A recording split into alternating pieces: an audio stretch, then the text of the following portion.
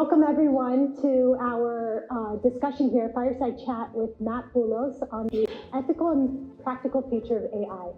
Matt, I'll hand it over to you to give us a short introduction, preferably something we haven't already read. Oh, okay.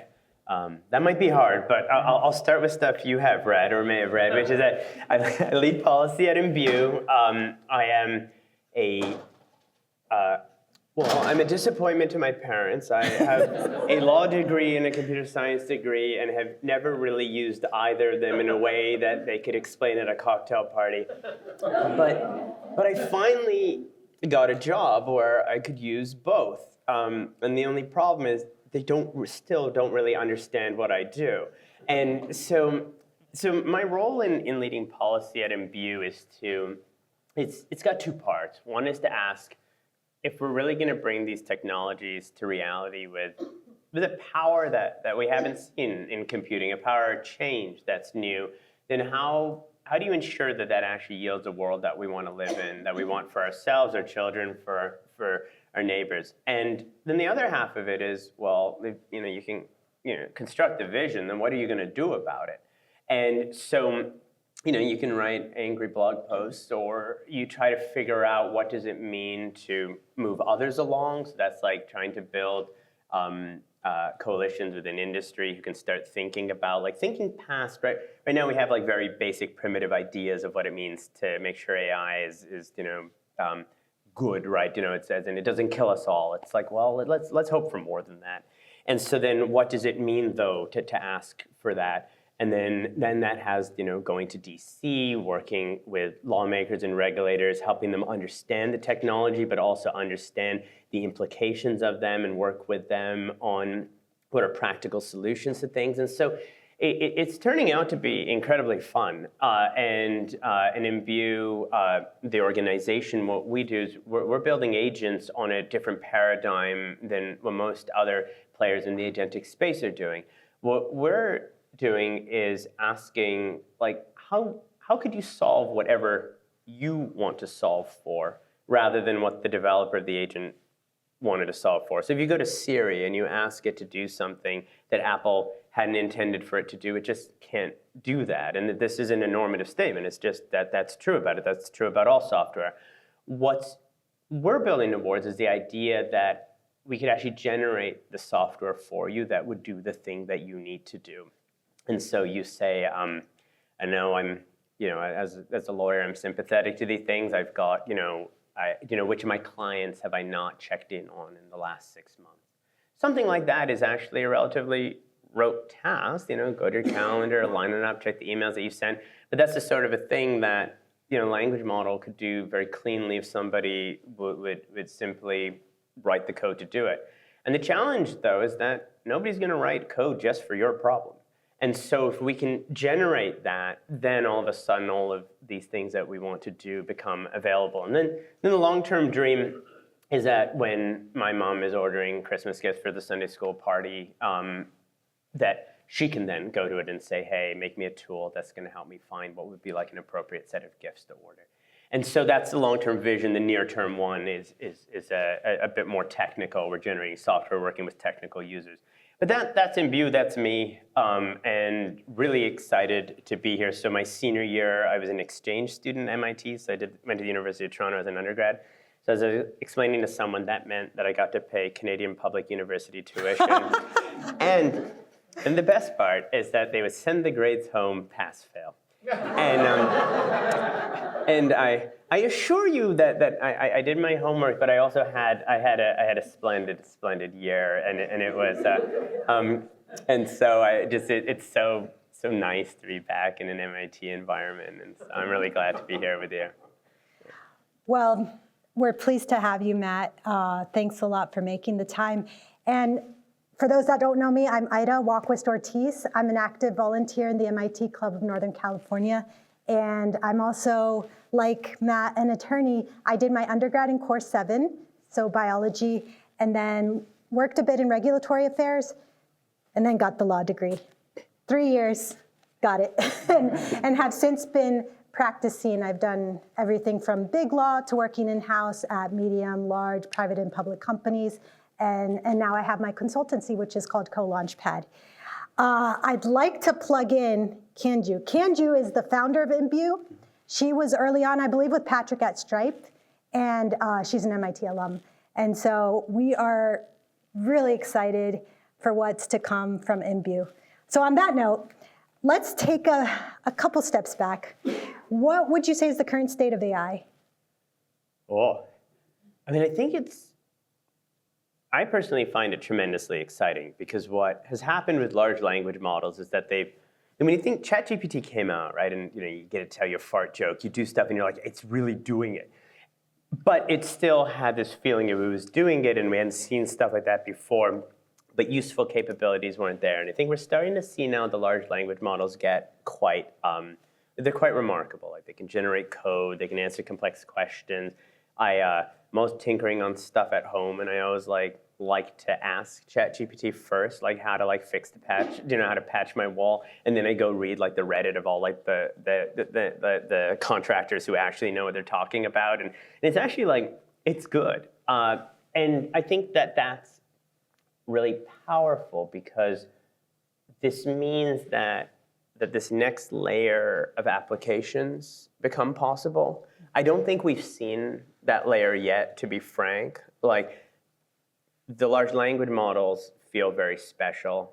It's hard for me, and I'm not meaning to be dismissive, to think of a large language model-based application that is impressive or exciting. And that's something that I also think is just a function of the maturity of it. Like the GPT-4 breaking out, or GPT-3.5 breaking out as it didn't happen actually that long ago. And so now we're seeing industry catch up. And so that's I think the thing that I'm very much paying attention to is what are those killer applications? So it almost feels like we've got now these raw capabilities, and now let's see what we can do with those raw materials. So in terms of the current state of AI, I think it'd be remiss if I didn't ask, what do you see as the lay of the land when it comes to policy, regulation, lawmaking? I know you just recently got back from DC, where I suppose you were in the room where it happens. It's really interesting. So I'm Canadian. So when I say what's next, it's not coming from a patriotic American position here. But I feel the Americans are very sophisticated when it comes to policy. It's not something that the Valley believes at all. But when I get off the plane in DC, the sophistication in terms of understanding the technology, thinking about its implications, and the richness of the potential regulatory responses, it's there. The challenge that we have, I think there's two. There's should you be regulating now? What should you be regulating now? And we can get into that. I'm not without strong opinions on that. But there is, and it's not partisan. This is the really interesting thing. The challenge is that you've got some camps, that camp is bipartisan, they're bipartisan, and one camp that is, let's have comprehensive AI regulation. And then you have another camp that's also bipartisan that's we don't know enough, let's deal with individual pieces, and let's work our way slowly. And they're being motivated by really different things. So you're having a bit of a big tech backlash, that the Republicans don't like big tech because they think that it's censoring discourse. Democrats don't tend, when they don't like big tech, it's because they're concerned about monopolistic practice. This is obviously very crude, broad brushstroke, but that's sort of so then you have one kind of just one momentum vector is what are we going to do with these big tech companies that we didn't deal with before? And then that kind of creates this energy around, well, AI's here, and are we going to screw this one up too? Then that's sort of an energy. And then there is just varying degrees of concern or enthusiasm about AI. So there are people in Congress who think it's going to eat all of us alive. There are people who think that it is going to be the greatest efficiency mechanism in human society, and then we're all going to be saved. And then you have everything in between, which is to say it's all kind of like a messy, mixed bag. My prediction is that probably the next 4 years are actually going to yield some federal AI regulation. It's not going to be completely deadlocked the way people think, but it's going to be smaller pieces, very targeted, and it's going to be alliances of like pragmatic alliances. And again, like when I take notes, I take my notes in these meetings, and I like to play a game where I cover the name and then I read the notes and try to guess like whether they're Republican or Democrat.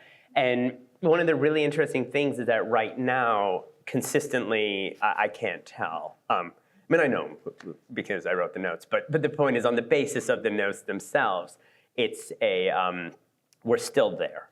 And I don't see any reason for that to particularly break. That's at the federal level and federal legislation. I think obviously anything in an executive order is not likely to survive, at least that would be my take. So like the Biden executive order on AI. So now I will say that the executive order didn't stand up a lot of new structures. It did a lot of like, go figure this stuff out and have an answer on it. So in a sense, I think the administration has already captured a lot of, regardless of who's president, regardless of whether the order stands, there's now new knowledge, new capabilities, and an ability to deal with AI that wasn't there before, and I think that was part of its design. I'm really curious as to whether the AI Safety Institute survives. It kind of feels like a sort of like you have to be in this like globalist mindset that you want to share secrets with other countries that, for what it's worth, also don't have any AI models themselves. So it's kind of like Italy stands up an AI institute, like safety institute, like what's it there for? Like, I mean, it's like, all of the model developers are within, a short driving distance of this chat. So I think it's really easy to construct a cynical, view on it. And so I'm not sure that they survive. We can chat about this later on, but I'm also not sure that that's actually that big a deal. Yeah. And since AI affects us all universally, I mean, it's here. It's hot as this hot pink vest. It's been around for a long time. I think folks are just kind of catching up with maybe the implications, the impact it could have.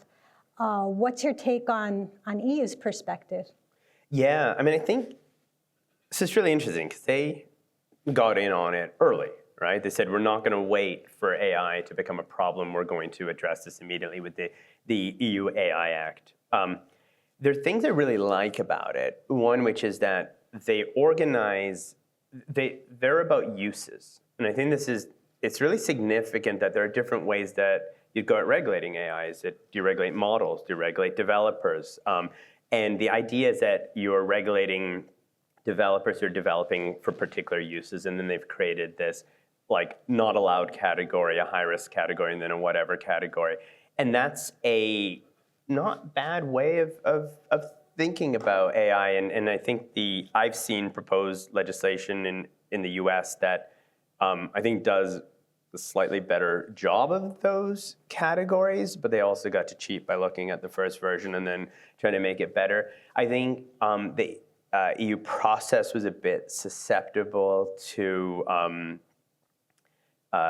interference in the sense that like things that I would have wanted to see in there, like protections against like surveillance by the state and things like that, got removed in order to get Germany and France to play nice and to sign on. So it's actually a bit weaker when it comes to like actual concerns, and so it's got good structure. But I think the larger thing is that we still haven't seen it play out completely. Like we don't know if you violate it. We don't actually know what the rules are yet. I mean, not that they're sitting on their hands. It just hasn't happened yet. But it's sort of like like you're not allowed to to have another popsicle. I mean, what's the consequence, right? Like as a kid, apparently that's how my parents knew I was going to go to law school. Is that I would say, okay, so what's the punishment? Let's talk. And we don't know with that. And so I think it now doesn't have much preventive influence. And then after that, I actually think, and I'm gonna make a moderately controversial claim here, I actually think the Digital Markets Act in Europe is more significant than the AI Act. So the Digital Markets Act, what it does is it says these technology companies are so influential over people's lives in these particular domains. something like messaging, WhatsApp and Apple's like iMessage would then be deemed, they have some label for it, but essentially you're like a critical technology. And their argument is that this means that these technologies function like an essential service, and that they then owe an obligation relative to the fact that they are now like an essential or crucial service in people's lives. And so there are reporting obligations, there are a set of rights that individuals have relative to those companies and things. And that seems to me to be like a really powerful framework for addressing power concentrations in tech. It also, I've noticed, is the one that gets people like who represent the large tech companies the most pissy. And that also, to me, is a good indication that it's working, right? Because nobody seems stressed by the AI Act, and that's, and that's maybe good in the sense that we don't want to unnecessarily stress people building new technologies. But like, if you wield that much power over people's lives, it's not ridiculous that you'd owe an obligation in return. And so it'll be very interesting to see how they interact, and also whether the US ends up adopting anything like that. Right now, the American mode of legislation is not to do something like that, like, again, bipartisan, but we'll see. Mm-hmm. Yeah. So I'm thinking, audience, any questions? We can interject or we can save them for later. Yes? That you felt like the EU AI Act wasn't really scaring people, I suppose, or making them pissy because they're not sure what the consequences will be. I know the Act spells out a variety of penalties. What is making people think that those aren't going to be enacted? I mean, I think it's you have one, like a jurisdictional question. So that's probably the most interesting one, where if you're like a homegrown AI company, then it's immediate jurisdiction. Then there's a question of sort of what responsibility are you bearing in that chain. The other is right now, back to the earlier point of what's the state of the technology. If you're OpenAI building a model, for example, you're not the maker of that application. And so there's I think there's just like, we don't know how it's going to play out. And then also, the categories themselves are relative. I think they're narrowly scoped, and I think they're well scoped. I think stuff's missing that should be in there. But because of the way that they've been scoped, there'll be something like, if it affects financial services, then it should, then you owe these obligations. And we haven't yet seen wide-scale deployment in sensitive industries yet, at least not of the scale that's going to start triggering this. And there are size thresholds, again, of things that get captured by it. So it's I think we just haven't seen, we haven't seen it in action to know how people are going to react. And I have noticed, and I don't know sociologically what explains this, but I've noticed that until like a law gets enacted, until a law gets enforced, like people fight like dogs until, and then it gets passed, then everyone's quiet and not complaining anymore, and then not worried until you see an enforcement, and then when that happens, that's when it starts to get messy and exciting. But we have in the audience, Chris, I mean, I wonder, where are you? There you are, yeah. I mean, I don't know what your take would be on, in terms of how companies are reacting to potential liability under the EU laws. I know that EU is a different jurisdiction for you, but yeah. Yeah, I mean, I think the EU AI Act has a big hammer, so I do think there is a concern about that. The question is going to be how it's enforced, right? And different countries are going to have different authorities, individual authorities that are going to enforce it. So that can vary. And as an IP person, I think a lot of the concern is about the data sharing and the transparency requirements as well, things like that. And then I think another concern too is the Data Act. I think people are really worried about that and the implications of some of those provisions. So. Yeah, I think this is a good point, and I think it's just like the EU kind of has a hodgepodge of tech regulations, and they interact, and so it's like it's important to be paying attention to multiple ones. But again, if you're a U.S. developer, and for the most part, the interesting stuff's happening here. I think most companies are paying some attention, but not a ton, to the EU right now. Yeah. There's also some time before it comes into enforcement. Yeah. Yes, that's right. So, yes. So I just want to go back to what you said about American American sophistication in Washington, D.C., and drill down a little bit more. So you talked about it in terms of Democrats and Republicans, but are you talking about it more from the standpoint of the staff sophistication that works for these elected officials? Are you talking about the administration officials who we will no longer have anymore? And the appointments we're seeing now don't seem to be particularly sophisticated, to say the least. We don't have enough MIT people in elected office, so I'll just make a pitch for any of you to sign up for Emerge, especially women, to sign up for Emerge to be trained. So seriously, seriously, I find it difficult for me to imagine that you can actually really have a sophisticated conversation with the kind of intelligence that's needed to understand and think through a technology that has implications for so much further in the future when they're so focused on day-to-day constituent issues. So I was predominantly talking about the Senate and the House and staffers. The staff are actually remarkable, and they are thinking about the longer-term implications. I don't agree with them on everything that they're doing, but I'm having intense, real conversations, and again, it's bipartisan. And every so often, you'll have a conversation, I'm like, this is nuts. Like I had a conversation with a House staffer whose office believes that, this is the one that the US government will achieve these astonishing efficiencies and will be able to, chip away at the debt and will be able to fire every public servant. And I'm just like, one, this is a terrible vision, but two, it's also nonsense. But that's an outlier, and I think it's important, that's an outlier.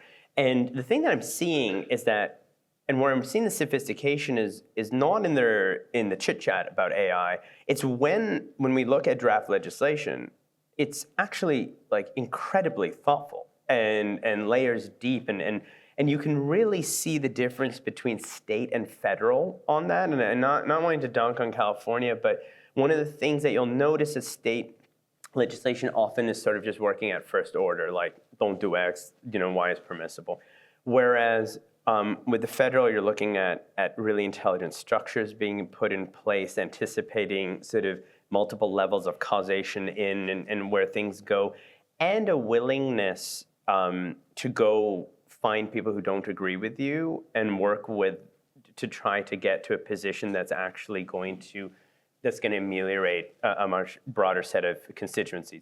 There is an urgency around the immediate. So I have been in conversations where someone's like, I understand what you're talking about, but I'm still concerned about AI scams. And it's not an illegitimate posture. And I think, though, that I went in thinking that this was going to be like, let me teach you what a computer is, and let's talk about pipes and all that. And it's interesting that that's not at all been what I've experienced. The White House, at least now, under this administration, they're all super sophisticated. I'm not saying that just because they're my classmates, but what will be interesting to watch is the dynamic of, you have sort of like these wrecking ball appointments whose purpose is disruption and rejecting, but they're also symbolic. Not to say they won't do things and won't do terrible things. I have my concerns, but their primary purpose is symbolic, and the staffs under them tend to be real staffs. And that was one of the observations that talking to colleagues about was that actually, like, tactical legislation did very well in the last Trump administration, because sort of Congress just looked at the White House like, that's a shit show, we need to take care of things. And they actually got stuff done. And in a weird way, both House and Senate under Republican control, again, not my politics, not my disposition, but on these tactical things, like, we've solved a number of these problems from, like, how are you going to design the regulation? But for instance, you just couldn't get the votes because the Republicans wouldn't want to give Biden a win going into election season.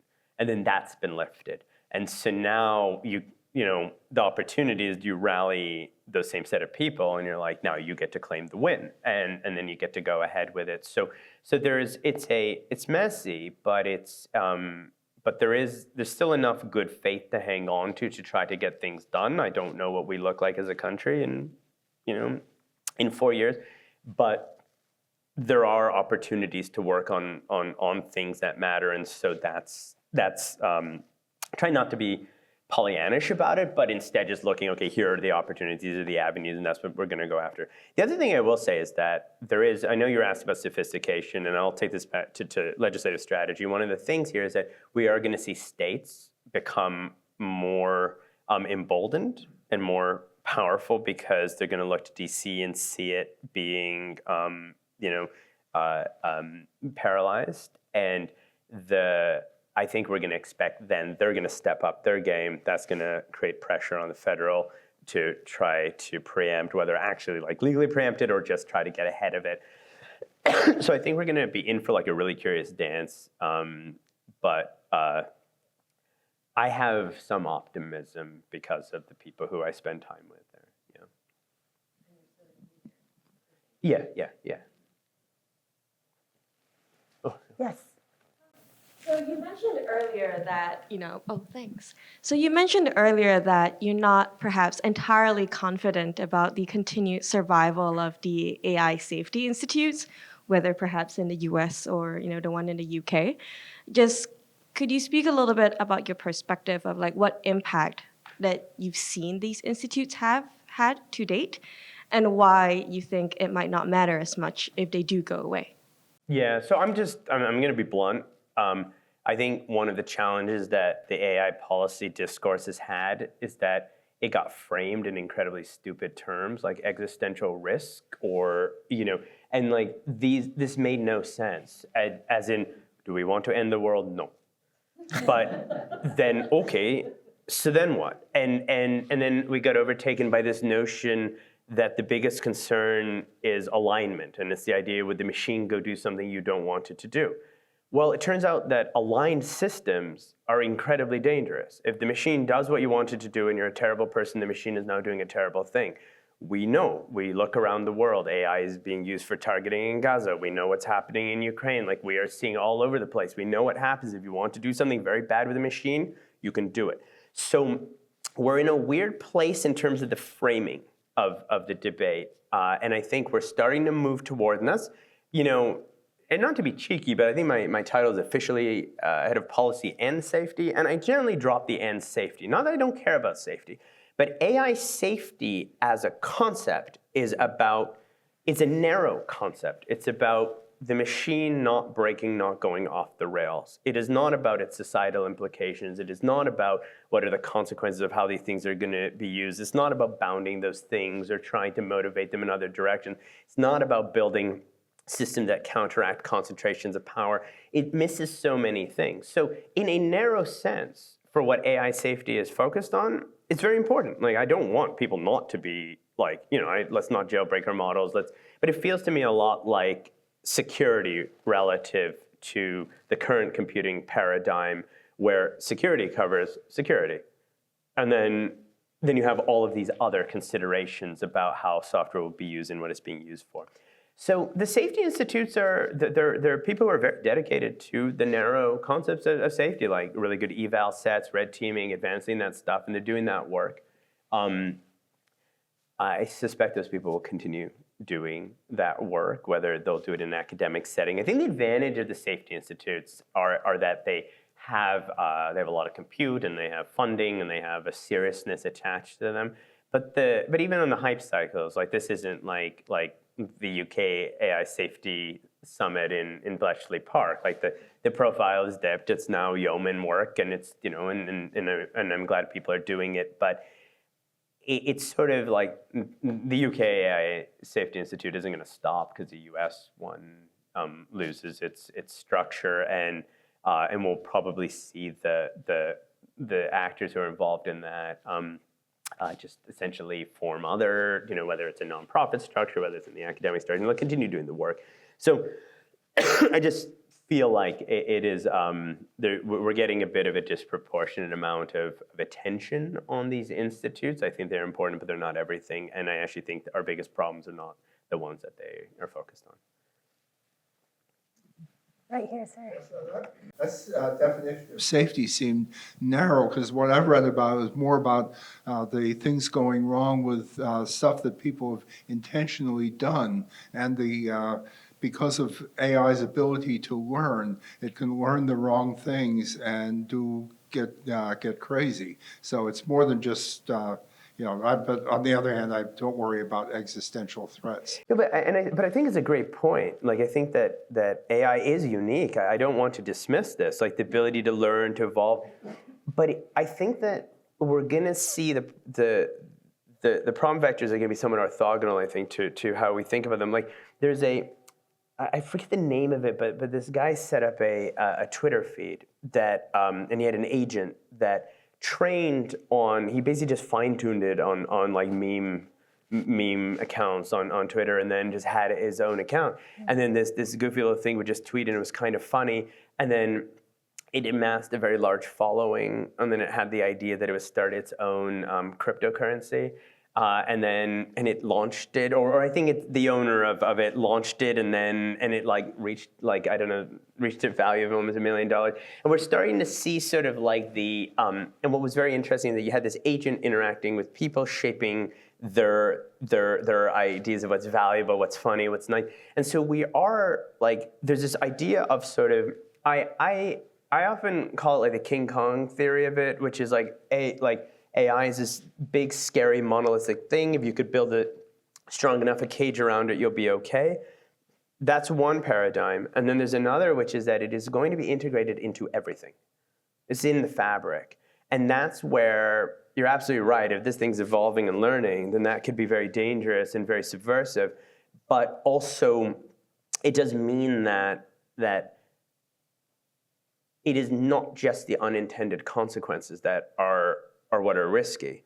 If we have agents, for instance, that are built into the tools that we use to purchase things, and they learn our habits and realize that on Friday nights I don't make good choices and all the prices are a little more expensive on Amazon, that sort of thing is an entire possibility in our lives. And that is something that then, and that's perfectly aligned, like that's doing exactly what the creators intended. And I think that the AI safety community doesn't look at, they don't like that. They're not saying that's great. They're just saying that's not the problem we care about. And my challenge is that if that's the case, then why are we allocating this much attention just to one pillar of what it means to build a good future with AI? So Matt, I wanted to ask you a little bit about the state level issue and how that kind of parlays with the federal that you are already talking about. So obviously, there was a Colorado law, the governor kind of thumbed his nose at it and wrote this long signing statement. And then here in California, there was that AI safety bill that, had a lot of fanfare, controversy, and it seemed like the only people supporting it were perhaps Elon Musk and the mayor here in San Francisco. But there was a lot of debate about that. So I'm part of my question is, I'm kind of curious what your thoughts are about these state debates that are playing out in terms of the safety issue. Yeah. And then the other question is, you had said a lot about the federal and that there's going to be a lot of regulation. As you know, they got rid of Chevron deference from the Supreme Court this year, so there's no more deference to what agencies do. So do you think that's going to cause problems in terms of the agency's ability to do anything if Congress, also doesn't do anything? So I mean, a lot of parts. Okay, Chevron's easy. So Chevron doctrine was had been the Supreme Court holding that held that if you didn't know, like if something was ambiguous, then you would defer to what the agency interpreted. And Chris, sorry, I'm kind of butchering it, but that's basically the idea. And what that meant is that you could pass regulation whose purpose would be like, it could be vague or it could be open-ended, and then the agency could run with that. This Supreme Court has very recently overturned the Chevron doctrine. And so now they're saying that if you haven't spelled out the details, then the agency does not have the right to do that thing. And so agency mandates have shrunk considerably. And I think a lot of the partisan motivation on this was related to environmental things like the EPA. And so then that doesn't mean that Congress couldn't pass a law that put in a regulator that was very strong and covered everything, but they'd have to spell it out, or there would have to be language that would be like, if we have not stated it, it's still covered, or something like that. And of course, that's very hard to push through because then you're granting a ton of agency power. So I think that where that's going to be interesting is that a lot of what it means to have like regulatory oversight of AI is to actually have regulatory oversight of other things that get affected by AI. So that's where, like, for instance, if you have something affecting housing, what has like technology intersecting with people's access to housing, what does that mean if you have disparate impact in a context? I mean, maybe that's a bad example because disparate impact's pretty well developed as a doctrine, but I think we're just gonna see maybe like 2 years ago, or I don't know that people are actually thinking about it this much 2 years ago, say like a year ago, there may have been a bit of hope that existing regulations would be quite useful in terms of managing AI. I think now there's a bit of a sense that we actually kind of have to figure out exactly how this works.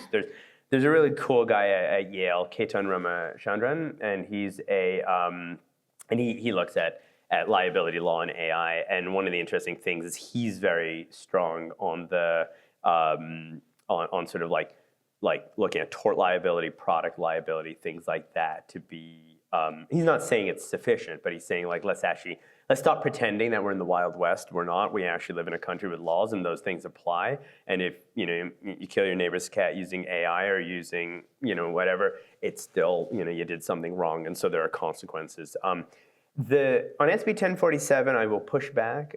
We did support it, but I will tell you why. It was the only regulation that I could imagine seeing that would actually have a liability standard for large-scale consequences, right? Like you pass well, there was some astonishingly high threshold of something like $500 million in damages before it would kick in. And our argument was that with the financial crisis, the banks in 2008, the banks got to have an option on society. Like they could do what they wanted. They were going to get bailed out. And functionally, we're giving that same option now to big tech. And so, but I think SB 1047 is hugely instructive from a discourse point of view. It presented itself as comprehensive AI legislation, and I think that was a failing move. It was not well written. The people backing it seemed extreme, and hence why you mentioned A-Line. It was all from like the little think tanks and the effective altruism related things, and they kind of had their moment, and then that, and so there was a feeling that I think within the tech community, and it was more of a vibe that just like Scott Wiener's office had gotten taken over by the EAs, and if you look at just how aggressively the response was and how passionately people felt, and when you'd read their comments, you knew they hadn't actually read it. And that was what was really interesting to me. So I ended up having a chat with an entrepreneur who, founder, and he was an otherwise decent guy, and he just got like so into his anger about SB 1047. I'm like, you've not actually said anything that's true about the bill, and that is not to say that the bill is good. It's just whatever you're saying is stupid, and that's really significant because I think that's another thing that we have to contend with, that there is so much hope bound up in AI. And so we're not just managing its actual regulation, we're also managing an idea of it, its momentum, what it means to the tech industry, what it means to people's sense of what's possible. And I think that matters if you're trying to get stuff done. Like I actually think Scott Wiener's office, just unfortunately, I think they were trying to do a good thing, but by the time it reached Newsom's desk, it was not politically viable. Like he can't run for president in the future if he's the guy who signed in something like this and killed the future of AI and the telling of the people who are building AI. It just doesn't work. It also was really interesting because big tech did not say very much. And this was interesting. Like there's no statement from Google, Microsoft, or anybody. And that was a little weird, but intentional. Mm-hmm. And one of the things is that they worked furiously to try to kill it from every direction behind the scenes. And so we're beginning also to understand their playbook. And it's really interesting how they apply pressure on other companies as well. So big tech, some prominent supporters of this, they actually are now trying to box them out of cooperation around AI standards and things like that. So we're watching, we're getting to understand how messy sort of these spaces are. But the good news is that like we now have all these lessons. So California was able to pass a couple of small regulations around AI that are just like seem sensible stuff. Like if your models are above a certain scale, you have model scorecards and maintain an inventory of what you've used to train them. So if something goes wrong, and we're also I think for non-consensual intimate imagery, I'm not entirely sure of the status of laws around that, but I think we're going to see those probably, like everybody agrees on them, they make sense, and if they're passing at the state level, but also we'll probably see a federal one too. So there's I think the thing from the like SB 1047, I think it's super instructive. It's like good intentions are insufficient, and it's a bit disappointing to me, frankly, because I cannot imagine large-scale liability ever being trotted out again outside of SB 1047 just because of how this is unfolded. But again, and why I brought up Professor Keaton is that he's pointing out that you may not actually need that by itself, although he was a champion of SB 1047 for the same reason. I'm sort of curious, what do these guardrails to you look like in generative AI, where it's moving literally at light speed? And law is not only slow and ineffective, it's politicized. And we're really trying to talk about getting away from a precipice, real serious problems. You've probably all read the articles of people changing a scaling factor and some nasty models producing. So what does that look like? What do those guardrails look like to get out in front of it without the politics, with common sense? I mean, I think I want to challenge a part of the premise, right? I don't think our laws are broken. Whether or not we're going to be able to, get new laws to handle things, that will take time, and it does take time. Things trail, right? Like from the invention of the seatbelt to the Department of Transportation with 35 years, right? So you're absolutely right that there is going to be something that trails. I think, like when I think of what we're doing, like at Imbue, there are no constraints practically on us. But we are making the choices around what we want that future to look like. Are we going to put human liberty first? Are we going to actually amplify that? Or are we going to make that subservient to the opportunity to exploit? And I think that it's going to be really important that we build a community of companies and people building these technologies doing that. I will tell you, by the way, I really enjoy being in this room because at work, everybody's like 26. And then they ask me things about like the olden days. And here,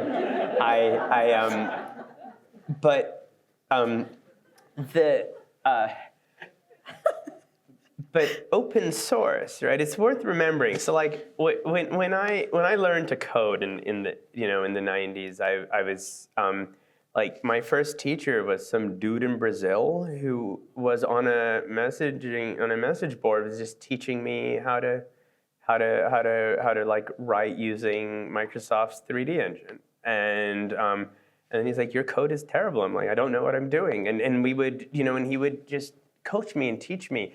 But there was an ethos at the time, right? Like this was actually like, this is a man who felt like he was doing what he was supposed to be doing. Open source, if we think of the projects that were built at that time in open source, they are what power now, right? Like think of a significant operating system like other than like the Windows ecosystem, everything's like kind of Unix-based in some way or another, right? Like we owe that debt, but that debt like is owed to a time and a culture, not just the technologies that were produced. So to MIT. And of course, to MIT. But actually, yes, right? Like, I mean, this was, I think Berkeley might try to claim BSD, but truthfully, what happened was there was a time where people chose to do something in a certain way. A government didn't spur this, and it happened. And it's not a guardrail, but it is we can build different versions and visions of what we want. And I think part of something I feel very strongly about is it is too easy to despair and ask, how are we going to change this? But David Graeber, the economic historian who had written Debt, and his argument about history is that people have always been making it. And I think one really critical thing is just that, like, let's actually start making stuff that should be built. As in, like, if we don't release models that are susceptible to that sort of exploitation, then we reduce the likelihood that they're out there. We are going to have competing concerns, right? Something like Meta putting out open weight models like Llama 3 is a boon to innovation because having access to those weights allows developers to fine tune against use cases that we hadn't imagined. It introduces other risks. But I think how we build matters. And I think we can't give up on the laws. I just think we can't because one of the things I care really deeply about, both as for policy for Imbue, but also an idea of what the future of technology looks like, is interoperability. And this was hot a long time ago, sort of dead, and now we have an opportunity to revive that with AI. Because and the story that I go to DC to tell is right now you have the possibility that I could have a piece of software that acts on your behalf to do anything you need it to do. And whether Imbue is building that or somebody else, it doesn't matter. This is coming. And right now, LinkedIn's terms of service say a third party, or you can't use third-party software to access it. It has to be you clicking around. So if you wanted your agent to do something as stupid, or at least simple as tell you who you're meeting, tell you a little bit about the person you're meeting in an hour, it can't because it's not allowed to access it. And it also probably couldn't access your calendar because I'm pretty sure the terms of service on Google or G Suite are the same. And so you've got this, we have these things that have to change or we're gonna hold ourselves back, and we have to take the safety research seriously, and we need to take the time, and this is incumbent on the lawyers, frankly, is to really understand where we're at on the liability rules. I mean, I think, but good work is being done there, and there's some really interesting work now on sort of understanding what happens when an AI system goes and does something, who's liable for that, and what has that changed. We're actually starting to see the formation of doctrines around how to handle that are not going to require new legislation, that are going to be how the courts are going to interpret things. And so that's all encouraging. And I think we've got to build on all of those. And I don't want to be Pollyannish. Maybe something terrible will happen. Maybe many terrible things will happen. I think they're already happening. So then it's a question of what do we do to build an alternate future on that. And another thing that I think is worth mentioning, that the thing that AI is probably going to do most perniciously, I argue, is introduce into human systems non-human actors. And so we are, if you've ever had the experience of somebody just starts randomly yelling at you on the street, it doesn't happen to me all the time, but it's happened twice this week. I was asking my barista about this, and they told me it is unusual. You don't know what to do in response to that. We don't, and our systems are not built for that. And so if you have an idea that you're going to go interact with a human entity and you're facing a stone wall of a machine, that's where our lives are there's a lot of risk in that. That's really dangerous. And when that moves into other domains, I think the norms of warfare are going to have to change. And it's very scary that we're entering a period which feels like we're returning to total war. That's terrifying. But we have very powerful weapons that we don't use in war, despite them being useful tactically, and understanding what that's going to mean for AI, and then take war as an extreme, but work our way down. What does this mean in policing? What does this mean in different domains in our lives? We've really got to sort those through. And then how do you deal with rogue actors and things that you can't anticipate? That it's the hardest, but it's always been the hardest. So I'll ask one more question on this note to kind of uplift this conversation a bit. as a community, what if I could grant you your wishes, I'm a genie now. What would you want our community to do, the MIT community? I think it's to reclaim a positive vision for what technology can be in our lives. Like, and I know this sounds sort of like fluffy, but why shouldn't technology be an enabling and empowering force in our lives? Like, I drive my wife nuts because I always tell her about my Leatherman, the little knife thingy, because it has all the tools in one spot, and it's fantastic. And my faucet in my kitchen is fantastic because I can yank the hose and then spray anything. And I know this sounds trite, but technology at that basic a level means every time I have to do the dishes every night, it's just a little bit better. And somehow we believe that that's possible for a drill or a kitchen appliance, and then that begins to fade when the technologies become more and more capable, when they could actually be hugely transformative. And the reason I say that is because if you do take that seriously, then you have to start thinking again about what sort of a society you actually want to have. Why have we let liberty drop as a primary thing that we want to protect for every person? And if that's the case, then why have we allowed ourselves to be surveilled? And why do we think it's normal for our employers to build products that surveil others? And, so that somebody can sell them flip-flops online on Instagram. Like, this is nuts. Like, why have we allowed this to happen? And so I think the thing that I would ask is, envision what that future looks like. And then you have like this remarkable capacity to go after each of us in a different role or capability. And I'm going to go to DC, write the code, build the systems, build the companies, build the organizations, rally people around that richer vision. And then what that does is it creates that, it instantiates the possibility, right? You're no longer having to convince people, there's other ways of doing it. You're like, it's there. And many of these approaches are going to die. We're going to try stuff and it's not going to work. But the small handful that do then become the basis on which you actually build toward things that are worth building towards. Like, it still makes no sense to me that people continue to build companies predicated on surveilling users. Why? Why contribute to that? I just don't understand that. Why, like, if you're gonna work on AI, then ask who's gonna benefit from this, and why am I doing that? If there are gonna be these opportunities for extreme power concentrations, am I gonna contribute to that, or am I gonna work against that? And the nice thing that you have options, right? You went to an okay school, right? It's a, you'll do fine. So you then get to choose that, and I think that's something that. But then I think that the positive thing I'll end on this is that people are already doing this. You're already doing this. I mean, and to like Imbue is like half MIT, right? I mean, it's a lovely place because it's people who believe that their skills and abilities and command of this technology is meant to serve a purpose. And so I really believe this, that each of us has this role to play, but that role has to be focused on this idea of technology being an empowering thing, not a disempowering one. In the pursuit of liberty.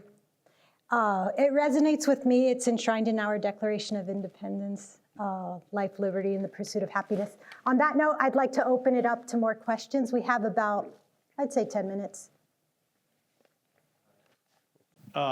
I said it's very nice to hear you talk about these lofty goals, and I concur with everything you're saying. But, the analogy that you made about why do we give up our privacy is because companies have made enormous wealth predicating on our worst impulses, like we want everything essentially for free. So, advertisers quickly figured out that that's the way to kill off local journalism and the rest of it, right? Yeah. And we have all these unintended consequences. So how likely is it that another player like PRC, who's got no compunction about no guardrails, basically push this to the outer limit in any capacity and completely leapfrog technology-wise? You know, it's such a great question. I mean, I think there's a couple of things I want to poke at there, but to the specific of the PRC, it's really interesting for them how they do have compunction, but their compunction is different. Like, their issue is that they want to use it as their means to surveil their population.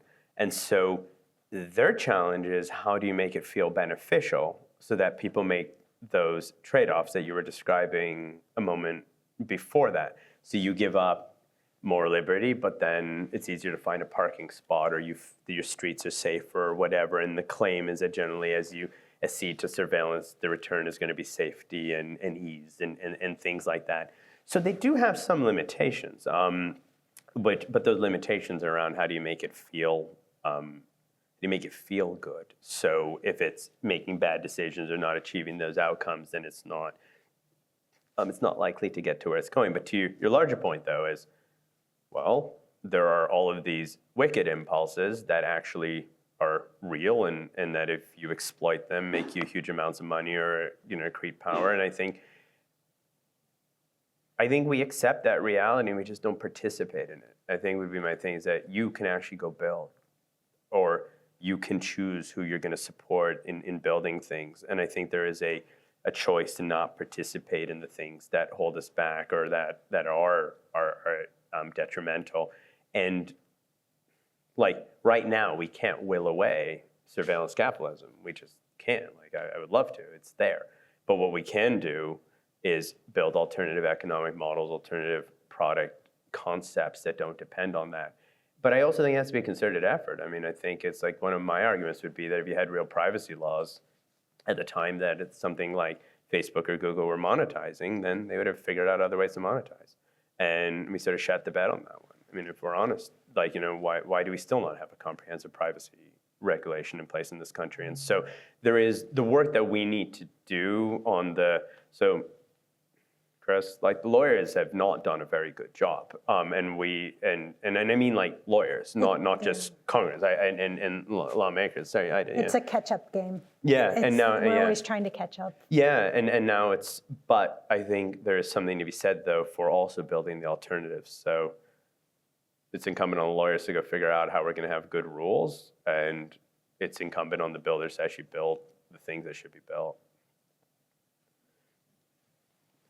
Right there, yeah.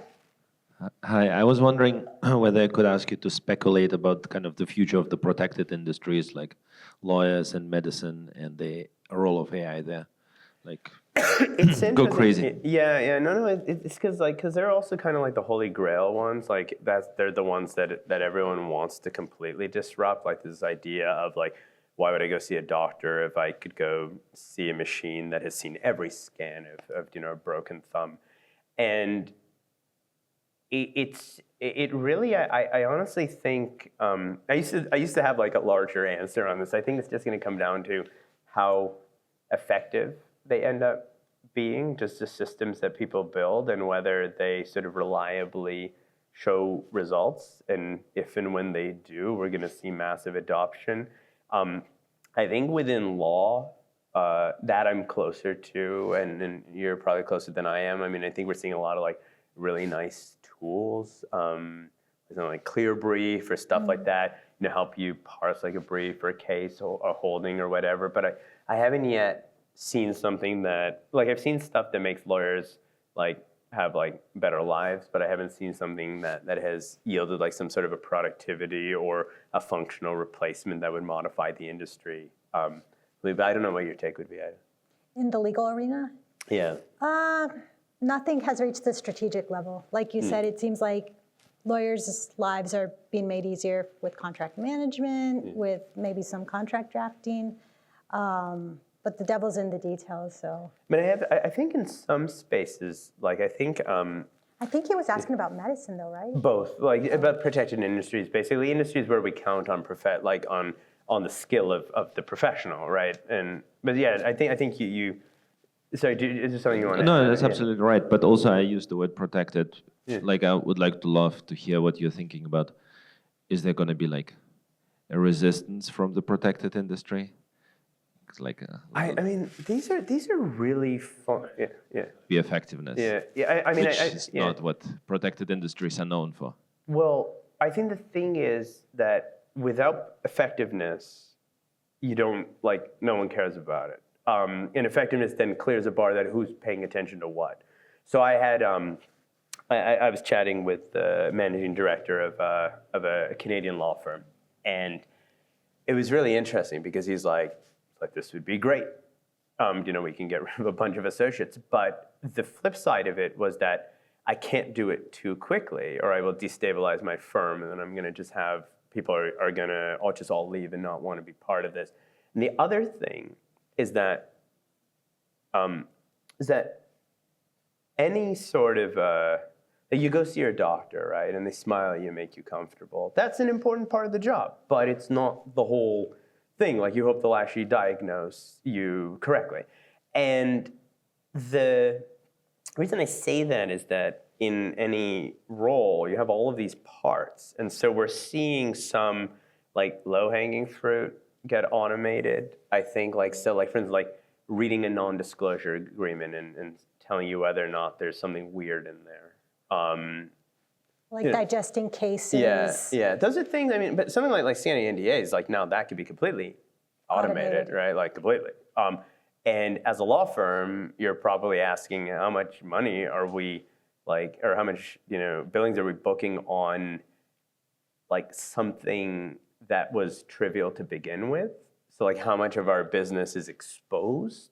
And then how much of, like, our core work is then going to get hit? And that's where I think it's going to be like a relatively nuanced disruption, but it's also one that I would widen that lens to just kind of all labor impacts are, like, I don't think we actually model labor very well right now. Like, this classic whole thing of you take a job and you say, these are the tasks. And then, like, methodologies on assessing, like, AI impact, like Goldman a year ago put out a report where they're like, well, AI could automate this much of this task. And then they did that against the entire taxonomy and then said, well, if a job could have more than 40% disrupted, then it will maybe, or automated, then it will maybe go away. And then you look at these taxonomies and they're like, but what do people actually do at work? They do those tasks, but then they also make sure salary and accounting isn't pissed off with them. You do all of these other things that keep an organization running. You decide what you're going to be working on. You're revisiting things. And sometimes that just gets plunked in another task in these taxonomies. But I think it's really important that we be actually thoughtful about what the work is. But I think medicine is the area that I think is more interesting to at least me than law, because medicine is where outcomes could start to change. Like, if you catch cancer earlier. Then you might just outright replace an entire human diagnostic process with a machine one. And then you start to introduce these really interesting risks of what population is this effective at? And does that mean that, say, we improve overall outcomes, but at the cost of, say, these subgroups? And then who gets to make the decision about where we're going on those things become really hard, because are we sacrificing the whole in order to protect these subgroups? And then, or do we make that transition and then try to protect those subgroups? Do we even have the sophistication and wherewithal to do that, to recognize it? So I think medicine is where because impacts could be so varied, I think maybe what I'd say is law is protected, because it's a profession and all that, but I think it's going to function a lot more like standard labor impacts, whereas medicine, you're going to look at just huge variations in what's possible.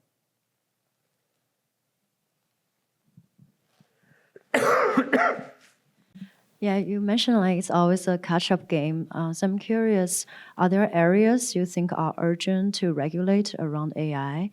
The other question is, are there like other frameworks to how to regulate it? You mentioned maybe like UN Act is based on the use of AI, but are there like other frameworks to think about how to regulate things?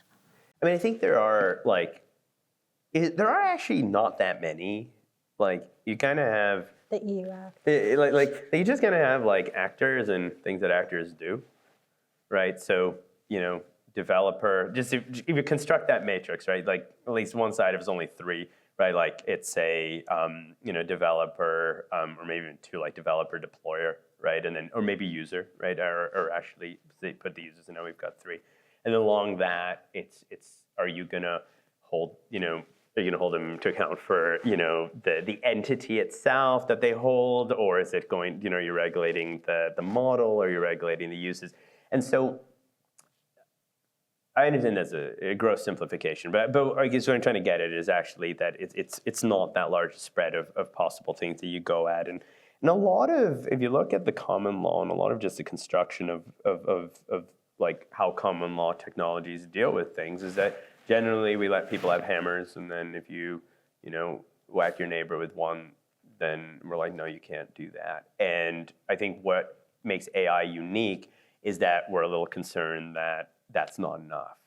But I think my starting point is let's make sure we understand what it means to whack someone with an AI hammer, and then have that not be okay, and then you build up from that. I actually, I go back to the interoperability thing. It seems really niche, but I think that is going to probably be the largest determinant of whether or not we see power concentrate in a tiny number of hands, or if these technologies actually end up being widespread in terms of who has access to them and what they could do with them, and what actually gets built. So that's why I see that as an immediate concern. I also see some things that are, by the way, I tend to look at the world through an agentic lens because that's what Imbue does, but something like non-consensual intimate imagery like deepfake porn and things like that, it's like just like let's deal with that shit right now. Like there is no reason to wait on that. We know what the problem is. We know what the solutions are. It's just that's an easy one. I also think there's political will on that. So I don't think that's gonna like stick around as a problem.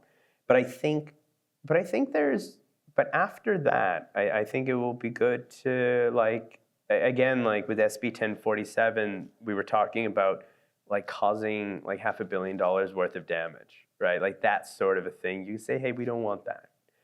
That seems to be a very reasonable thing, that even if you don't know how that damage might be caused, to say that if you took a risk that brought us to that level, I mean, you could just even imagine that just even beyond AI, if you did something that caused that much damage, you should always be responsible for that. And you should bear stark penalties. So that's kind of how I'd look at it. And I think but I do think that like after interoperability, liability will be probably the most important question. And then after that, there are other safety things.